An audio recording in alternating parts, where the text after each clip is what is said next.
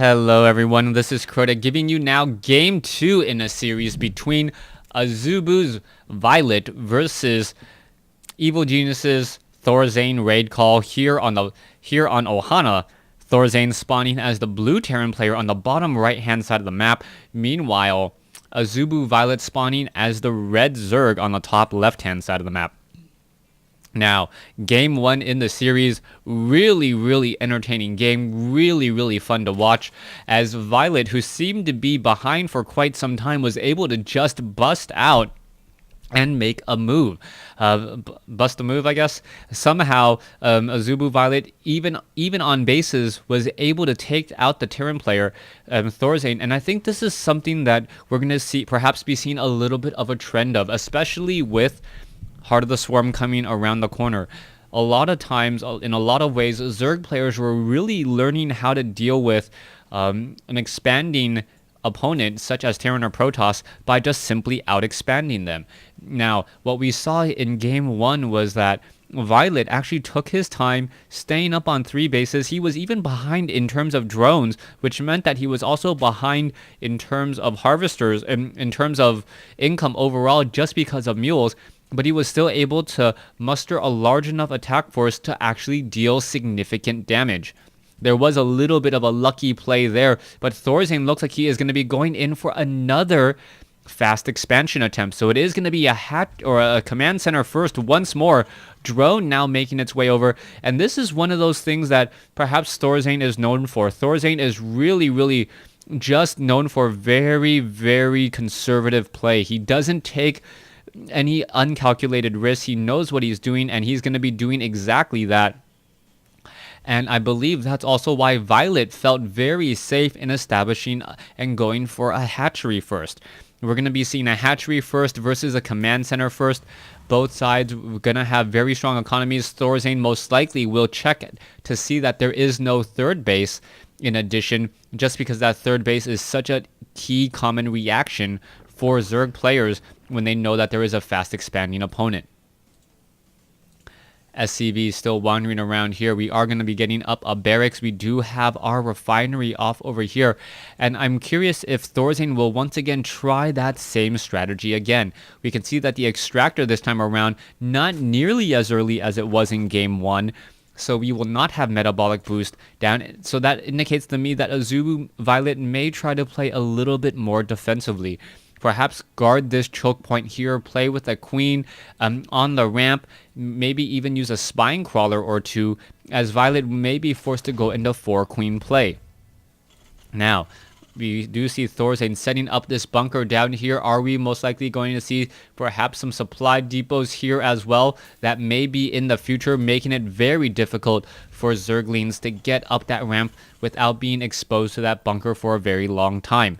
SCVs are going to be slipping away. It looks like those Zerglings are going to be making their way down, and we are going into that factory. So far, everything that I've seen, very common, and what we actually saw in game 1. The second gas, though, does indicate that we may be seeing faster tech after these reactor Hellions. And once again, back into... Oh, what was this? It is a cancellation on the refinery. I take it back. It looks like he just wants to go for a stronger economy.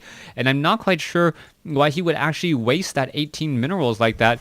He knows at some point he is going to need that refinery. At least just let it complete, transfer an SCV from one over to the other, and then you have 4 SCVs on gas, meaning less diminishing returns. We'll see if that comes back to haunt Thorzain, or if Thorzain really just needed every last mineral that he can get. He's currently floating around 200 as the game is rolling on. So far, Thorzain has not yet taking up his gas at his natural either. Only 1 marine in a bunker, as we are going into 3 racks play with these Hellions. Alright, roaches are now on the move. It looks as though the Hellions are gonna have a very I guess infested welcoming party, as the Zergling is going to make their way over. It looks like that Zergling will get torched very easily. Down it goes, but the roaches are now trying to make their way over as well. This is going to be a timing of 5 roaches, a 5 roach push, And is there actually going to be enough units? I don't see that many Marauders, as the Hellions may actually get some easy damage here. Are they going to simply try to walk up? No, they're going to go along the far side and take down some of these SCVs. SCVs are going to get taken down here. There are Marines trying to jump inside, and is it going to be enough? There's also a Marauder here as the units are just going to walk up the ramp. This is actually a very, very bad position for Violet to be in. He's taking a lot of damage from that bunker, but he is purposely focus firing units. Very nicely done there. No burrow, though, on those roaches, so unfortunately won't be able to regenerate those hit points nearly as quickly as he would like. Marines in a bunker do have a range of 6. That is just enough to force those roaches to back off. The Marauders would have a range of 7. We could easily have a swap out there, as we are now going into a third base. I don't believe Violet did the necessary damage there, getting in only 5 worker kills. He does have a 6 harvester advantage right now, but I don't know if that is enough. You can take a look. We are currently sitting on, 4 gas by Violet. So Violet is going to be getting in a very, very nice cache, and I believe that he's going to be transitioning very quickly into Infestors. The Infestors are going to be good once more, perhaps at slowing down this Marine Hellion army. The Marine Hellion army does tend to have lower hit points, and as soon as you're able to just land 1 fungal growth, it's a medevac pilot's nightmare to try and heal all of that damage relatively quickly. Now, coming off over here, we're going to be seeing Hellions now make their way on the far side, going to catch a drone in transit. Nope, not quite yet. There is a scanner sweep. Roaches are up on the high ground, and here comes the push. Hellions doing a lot of splash damage here. Roaches now trying to fight back. Is it going to be enough? Queens perhaps need to get in and join in on the fight as the Hellion quickly gets taken down. Alright, this queen is not looking good at all. Zerglings and a whole bunch of them will be hatching out in just a second here. Roaches are countering back out, and the Hellions are going after all of those drones, fighting on creep, doing a great job. And it looks like this attack will be handled, but not before 8 workers fall, giving Thorzain the economic lead once again. Now, this time around, Thorzain is in a much better position here in Game 2. He already has his 3rd orbital command upgrading before Violet established up that hatchery. So there is going to be a significant time as the Zergings are going to actually perhaps get a couple of easy free Marines out in the field. Are they perhaps going to be able to run around inside once more? It looks as though they're going to be able to do exactly that. SCVs coming over a perfect wall, preventing, as we now see that the SCVs are now coming in with that counterattack. A nice hold position there. Medevacs are nearby. We'll be able to heal up the rest of those Marines and perhaps some of those SCVs as well, as Thorzain should be transitioning into perhaps triple SCVs here in just a second. Still not quite enough SCVs here at the not the natural, and definitely below saturation here at the main, as we now see 1-1 upgrades. All right. Violet gonna benefit from the fact that he does have an Overlord spewing creep right here. That creep will start to slowly recede. SCV will perhaps be trained up by this 1 orbital command. Only reason why to land it off just a bit early. We can see that the hatchery is about nearing completion down over here, and we may be perhaps looking into a bit of a drop. Combat shield needs about another 70 seconds to go. 1-1 upgrades, about another 20 seconds to go. And the timing on this attack, on this drop, could prove to be very deadly, as Violet is just now transferring drones over to his 3rd. Zerglings, perhaps could get underneath there. Looks like they are not going to be doing exactly that at all. Let's take a look. Thorzain going very heavy into bio once more. 3 barracks, 1 starport with the reactor. Siege tanks. Siege tech has already been researched, as we are taking a look at a drop now happening over here on the top right hand side of the map. Combat shield still 20 seconds away. The Marines just making their way over and going to be able to get off a couple more drones. Another drone gets taken down, but a fungal growth does come in to just finish off the day. Are we going to perhaps see another fungal growth here? I don't believe so. No, Thorzain able to escape with that 200 resource medevac. Zerglings now looking to run down the ramp, hold the Zelnaga tower. The Zerglings, however, are at 1-1 upgrades, same as the Marines and the Marauders, so about even upgrades here, as the Infestors may try to come in with another fungal. The Infestors, with so much energy, need to seriously be countered. Otherwise, Violet is just going to walk over all of these Marines with well-placed fungal growths. All right, infestors are making their way up the ramp, but there is a missile turret here. This is going to perhaps be a very, very sad day. Zergling's able to slip by, spots that missile turret, and that may make cause for a timely retreat.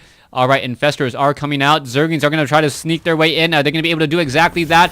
Now trying to run in, run out once more. The infestors, are they going to get a fungal growth? That is the key question there, as we now see Zerglings attempting to surround Marines. Is it going to be enough? No, the Marines more than enough to hold that off, as we are now looking at infestors down here. I gotta believe that Violet is really, really considering his options at this point. What is he gonna try and do? A scanner sweep could just be coming in. Those infestors are way, way deep behind enemy lines. That is gonna be a very sad day. But if the siege tank does start attacking at these infestors, they will damage and take down perhaps an SCV or two with collateral damage. All right, let's take a look at the 6 infestors ready to go. Some of them near or maximum on energy. That is going to be an absolute nightmare. 8 infested Marines ready to go. And what is going to be happening next? The infestors are now making a move out. What is, there we go. There's the infested Terrans. That is a whole bunch of infested Terrans. And now this may get taken down here in just a second. Is that orbital command going to get taken down? It looks like it just might. There's the scanner sweep. Marines are trying to attack back. It looks as though the orbital command will stay alive. There's a fungal growth. Are we going to see another fungal growth? There we go again. The infestors perhaps should be burrowing, at least forcing another scanner sweep here, as the orbital command is now just coming down for a 3rd scanner sweep.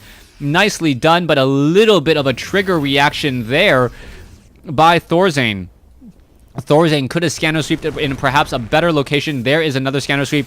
All of these infestors are going to get taken out, and with so many infested Terrans taken out, this is pretty much going to be a horrible loss for Violet. Violet really needed to hold on to those infestors. He didn't deal nearly as much damage as he needed to, as we are now going into 3-3 upgrades for, or sorry, 3-1, 3-2 upgrades for Terran. We are at Hive Tech. No greater spire as of yet. More infestors are being added. If those infestors had seen the light of day and will see the light of another day and survived, this could be a completely different game.